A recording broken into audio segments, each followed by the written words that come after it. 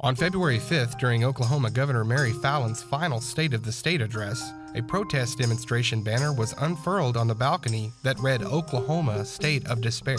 The protest and banner was spearheaded by 3 Indigenous women, Ashley McCray, Sydne Gray, and Madison Lovell. We visited with these women to discuss how the idea came about and the response they've gotten. We knew that the State of the State was coming up because we had seen it on Facebook. Otherwise, we honestly probably wouldn't have found out about it. But we knew that, it was Mary Fallin's last State of the State address.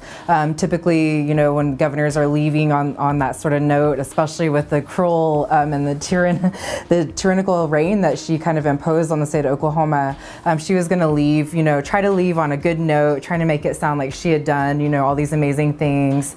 And we knew that that was going to happen, and we definitely wanted to make sure that we sent some sort of message to her that we don't agree with her policies, we don't like the things that she's done for the people of the state of Oklahoma and to the people of the state of Oklahoma, and also the way that she has treated the environment here in Oklahoma. We can't let her go on and continue on as if she had done amazing things when really she has caused our state to be in a state of ruins. We actually received a lot of support, and I'm not actually very surprised because Mary Fallin is such an unpopular governor and such an unpopular politician, even nationally. But here on a local level, we actually received a lot of support across all age demographics and party lines, and just through different people's races and different tribal nations as well. We received a ton of support because I think what we did spoke for not just us as Indigenous women from different nations, but also for all people across Oklahoma, because it is not just Indigenous people or Black people or the people of color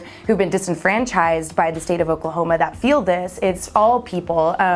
So I think what we did really it definitely inspired others for sure. A lot of people really looked up to what we did that day, which I think is good, because we really need people of Oklahoma to wake up. We are considered a flyover state, and so that means so many things happen that just go right under the table here that nobody else understands, and other states laugh at us. We're a laughing stock because of the lack of political representation we have from people that aren't Mary Fallin and other politicians that are in the pockets of these oil companies and don't represent the people. So that was kind of what we're up against, and I feel like we definitely sent a message that we are in a state of despair and we need to do something.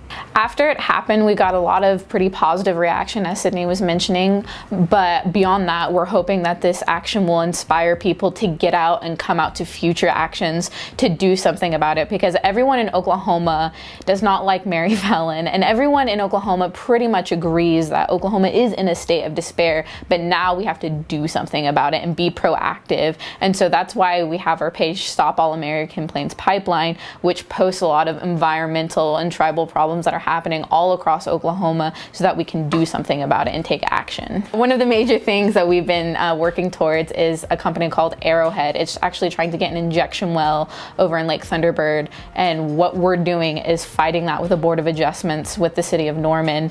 And we've also encountered other oil companies requesting variances on insurance policies so they don't have to insure what they're doing for their oil and gas wells, and that goes from workers' comp and then to oil spills to environmental degradation. So it covers a wide variety of things that they're asking to not insure. So we're making sure that we keep them in check and that they don't try and do anything that harms our people or harms our environment.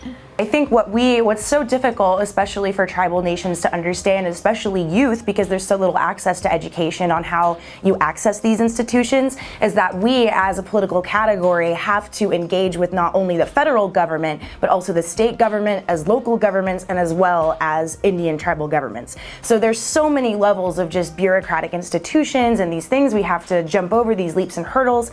So I think it really is important to especially let Creek youth know that, if we can't inspire change unless we work with these institutions to some extent, and so that I think that doing what we did, if it does reach our tribal youth and stuff like that, and it does send a message to them, it's like it needs to be kind of a wake-up call, especially because we have such low voter turnout in our nation specifically, and there's just a lot of controversy surrounding that and tribal council as well, that there's got to be some kind of gap to bridge. And I think that's why it's important that youth are leading these movements, because we're the ones who have the power to kind of tell people, like, this is really important, and here's how you register to vote, and here's how you vote for people, and here's how you find out about your candidates and all that. So yeah, I really do think that is important. It's been wonderful working with other Indigenous women from different tribes, because we can kind of bring our traditions together, because we're all rooted in this land, we're all rooted in the environment. I'm Kiowa, so our creation story comes from our creator pulling us out of a log, so we come from the earth.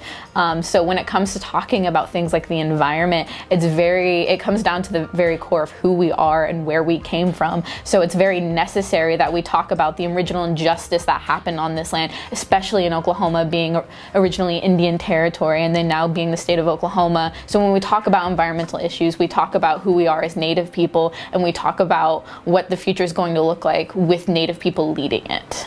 So it's very important, very vital to any actions or movements that happen in the future and that are going to continue to happen. I think it was really important for us to be Indigenous women from the state of Oklahoma, with our own unique stories of how our ancestors came to be here.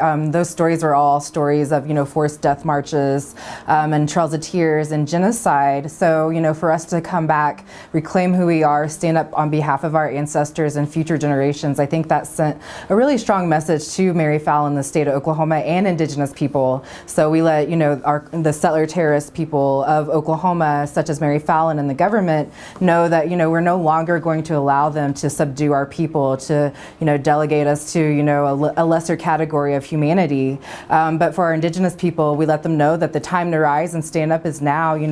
I'm joined by Native youth women, and I think that it's so important to, acknowledge that they're youth, because, the youth really are rising. I'm watching, so many youth Indigenous women throughout the state of Oklahoma, standing up and, doing direct action. So, for those reasons, it's really important for us to be, Indigenous women, sharing this message with the state of Oklahoma, against Mary Fallin, against that kind of government and that settler terrorism, and on behalf of Indigenous people who are standing up now.